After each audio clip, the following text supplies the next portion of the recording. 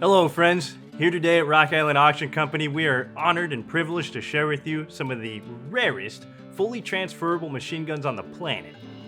And these and many more will be in the upcoming premier auction in Bedford, Texas. In front of us on the table here, these are some of the most desirable examples of German military machine guns. There's an MG34 closest to us. In the middle of the table is something ungodly rare, an MKB-42H, and then an MP40 at the front of the table. I'll let Hayden get into it here with the MG34 to start. Thanks, Austin. So the MG34 was really the personification of what we know today as the general purpose machine gun. It was the first package where the Germans were able to roll it into one design that really worked. And it worked so well that even though it was supposedly replaced by the MG42 midway into the war, it continued to see service to the end of World War II. Now, some of the unique features of the MG34 is the fact that it was meant to be used as a true general purpose machine gun. That is, it could be used on a squad level, it could be used on vehicles, it could be used in stationary mounts, it could even be used on aircraft. And some of the other key and interesting features that allowed it to fill that role are, for example, being able to take an anti-aircraft sight here on this central mount point, being able to take different mounts, either a bipod front or back, or mounting into a fixed tripod. And then even a quick change barrel, which allowed the receiver to latch open, a barrel to come out, a fresh barrel to go in, the action can be closed, and the gun can get back into operation. And as a matter of fact, it's because the barrel change operation on this particular design comes straight back and out that all the way to the end of World War II, the Germans continued to use the MG34 on all their tanks and armored vehicles. So at the front of the table here, this MP40, this is always an in-demand item for any German military collector. The MP40 was a multi-purpose submachine gun that had capability of using the same ammunition as the Lugers, the P-38s, all the stuff in use as the general sidearms during the war. The MP40 saw use on the Eastern Front all the way through to the end of the war in all the major battles, and was kind of the go-to gun for the Germans. A lot of Americans liked to use them if they ever picked them up. Tankers actually enjoyed them alongside with their grease guns if they had the right ammo for it. And they were also very, very popular in the hands of partisans. And all throughout Germany-controlled Europe, there were citizens who were fighting for their nations who would often go to the MP40 with its light recoiling mechanism as their own arm of defense against tyranny.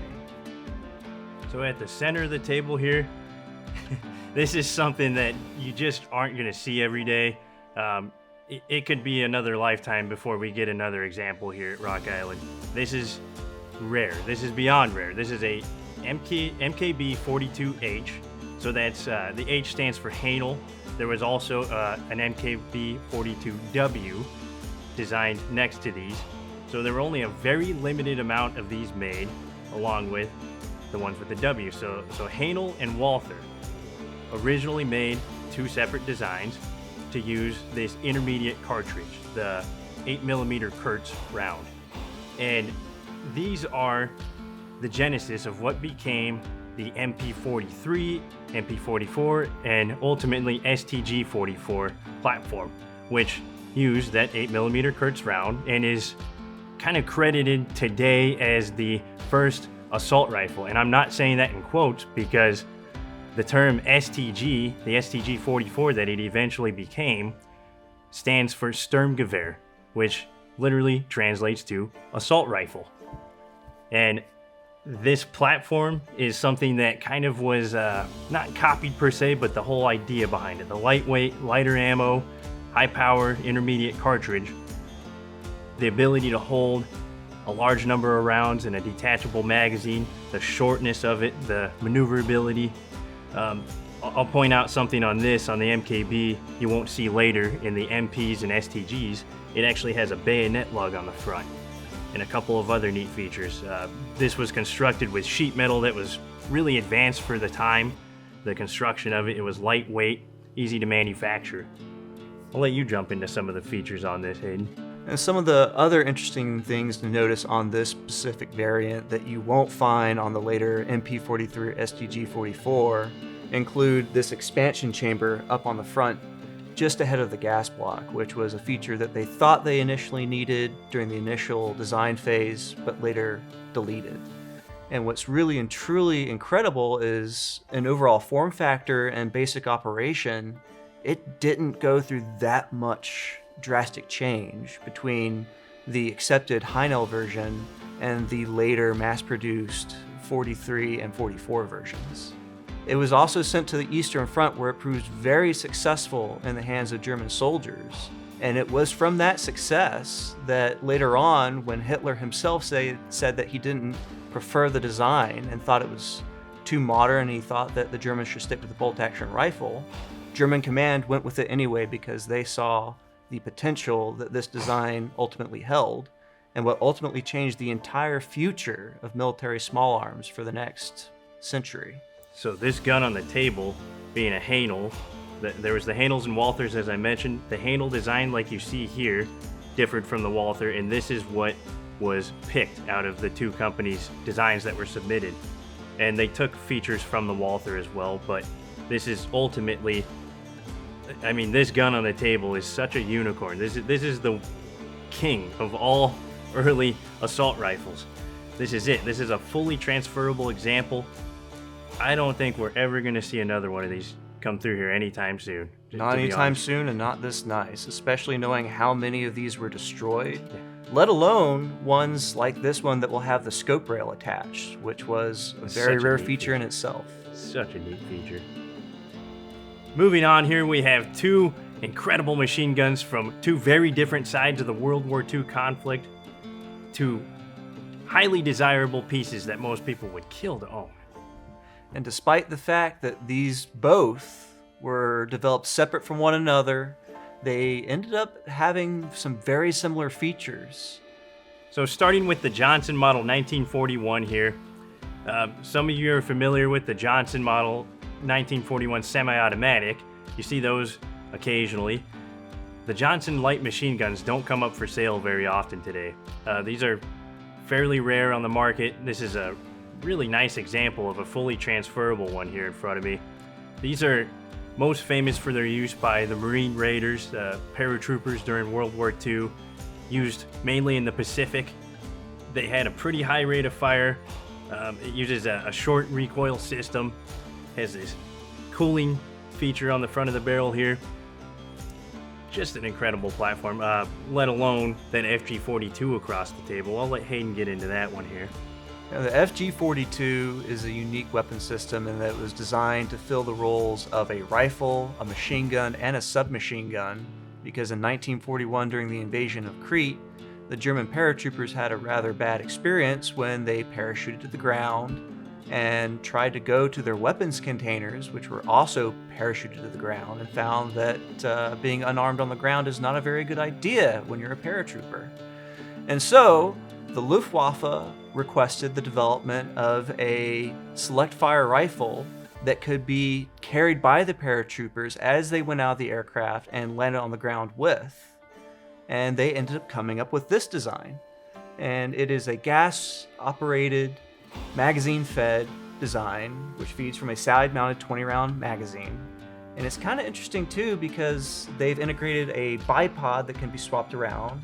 They've also integrated a flash hider / compensator, folding sights, the ability to attach a scope, and a recoil buffer system housed partially inside the stock.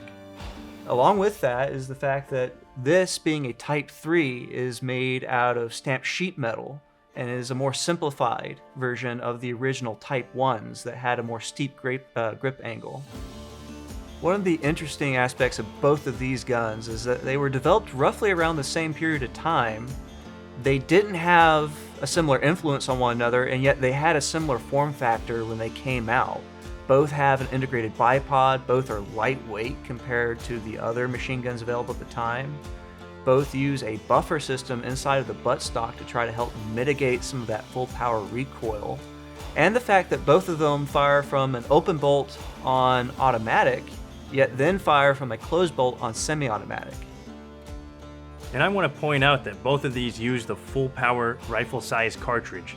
So that uses the 8mm Mauser, able to be interchanged with the bolt action K98s of the war. And this uses the 30-06 Springfield, which is the same round used in the Model 1903 Springfield rifles and the M1 Garand used during World War II. Just heavy-hitting machine guns with a pretty high rate of fire. And yet light in the same time. And here we are with two Vietnam-era U.S. machine guns. One that you probably know quite well, the M60, and the other that you might not know as well, or if you do know it, you're really excited. Yeah, these are two guns that I just love. The M60, many of you know this from Rambo, obviously. And then at the front of the table, that Knight's Armament Stoner 63A with a left-hand feed on top, a belt-fed machine gun. Both of these are belt-fed machine guns. Both of these are just, honestly, the coolest machine guns on the planet for most of our viewers. And they're both guns that have some really interesting design features that came from what the United States learned in World War II. Mostly taking German machine guns like the FG-42 and MG-42, playing around with the design and figuring out that they liked what the Germans were working with on there. Especially when it comes to the M60 here. It has a feed mechanism with the tray and everything that's mostly borrowed from the MG-42, with a gas-operated system, along with a buffer system that's borrowed from the FG-42, blending both of those German designs together into what became the Peg of Vietnam. And what's in front of it, with the Stoner 63, is Eugene Stoner's, and yes, that is Eugene Stoner as in AR-15, AR-10, and all that sort of fame. Oh, not to mention the AR-18 and AR-180. But he envisioned a machine gun that could be both a carbine/rifle or a light machine gun, and could have its parts changed out and be put into whatever configuration the user wanted it to be. And that became the Stoner 63. And while it didn't really take off with normal units or anything like that, when it came to MACV-SOG and the SEALs in Vietnam, they loved it. So essentially this gun was like Legos, where you can build it any way you want. You can do it in multiple configurations. So the receiver is upside down in this configuration as an LMG. There's a variant where it's more like an assault rifle style that takes a box magazine. This one on the table is wearing a Knight's Armament Company manufactured receiver. This is a super rare transferable example. Some of them before this gun was actually made originally at Cadillac Gauge under the supervision of Eugene Stoner. That's where he developed it when they started being used in Vietnam. This example with a Knight's Armament made receiver was made after that was all said and done, but it's built using some real, genuine, original Vietnam-era parts. And there's only a very small amount, like I said, of these Knight's Armament receivers, and these are just highly, highly coveted by the people who know about them. And for anyone who knows anything about Knight's Armament, you might also know that the entire company got its start in the firearms world with rebuilding and reworking Stoner 63s, and that's how Mr. Reed Knight met Eugene Stoner himself. Whereas the M60 is chambered for the 7.62x51 NATO cartridge, the Stoner 63 was chambered for the lighter 5.56x45 cartridge that the M16 of the Vietnam era was using. And from the 60s up until the late 70s, the Stoner 63 was used in small numbers until the eventual adoption of the M249 SAW, or Squad Automatic Weapon, which replaced it entirely. But it was popular all throughout that period because if it wasn't for this small 5.56 select fire option, the heavy Pig was the only other substitute you had as a US soldier. And now to the ultimate, the be-all, end-all of rare transferable machine guns. A US M240 Bravo, right here on the table in front of us as a real, fully transferable, one of believed to be about 11 fully transferable M240s in existence. All the rest of these are either pre-86 dealer samples or in government inventory, which the latter is what like 99.9% of them are. Like Austin just said, this is a once-in-a-lifetime opportunity, essentially, as in most cases, if you want to see one of these, you have to be in the service for Uncle Sam. So in the 1950s, after World War II, while the United States was working on the M60 program, Fabrique Nationale in Belgium, which was rebuilding itself after having been in German occupation, began going back to the drawing board for new generations of machine guns. And it was on a request that they began development of this design, essentially by taking the bolt design of a BAR, flipping it upside down, and pairing it with an MG42 style feeding tray. And it was called the FN MAG. And it came out at roughly the same time as the M60, and it was tested in US trials, but because the United States wanted a domestic design, they went with the M60. Fast forward to the 1970s, and the United States is looking to have a new coaxial tank machine gun though. And that's where the FN MAG comes back into the picture. And it's initially adopted as the M240 in a coaxial version, and that is a version that's only intended to be used on tanks or in different mounts on vehicles. And it wasn't until later, until the 1980s and the 1990s, that the Marine Corps came online with the M240G, which was an M240 reconfigured with a grip and a buttstock. That way, a standard infantryman could use it. Then with the Bravo, you have the inclusion of rails, the deletion of an adjustable gas system, the inclusion of an actual dust cover to prevent dust and other debris from getting inside the action. And this is the weapon that replaced the M60. And all throughout the United States War on Terror, and in every single branch of the United States Armed Forces today, you will see some version of this machine gun in front of me. So this example on the table is the perfect poster child of what an M240B is. It has the rail mount system like he mentioned on the front, the heat shield, the hydraulic buffer system. It has now a non-adjustable gas system, approximately 750 rounds a minute. The M240G before it had adjustability. They got rid of that. It just makes it easier. These guns had a capability of shooting a lot more rounds through them. They're less susceptible to wear and tear than the M60 that it was intended to replace. And they have essentially replaced the M60 in service today, although there's still M60s floating around in active duty. But this is what everyone carries in active military service today. And you are not going to see another one come up for sale on the collector's market to be able to be owned as a fully transferable example. I mean, it just is not going to happen in this lifetime. This is it. This is your one shot. Do not miss this opportunity. You might find something that looks similar, but you will find nothing that says US M240B on the side of the receiver the way this one does. All of these fully transferables we showed you today are just prime specimens. I mean, some of the best condition examples we'll ever see in this lifetime.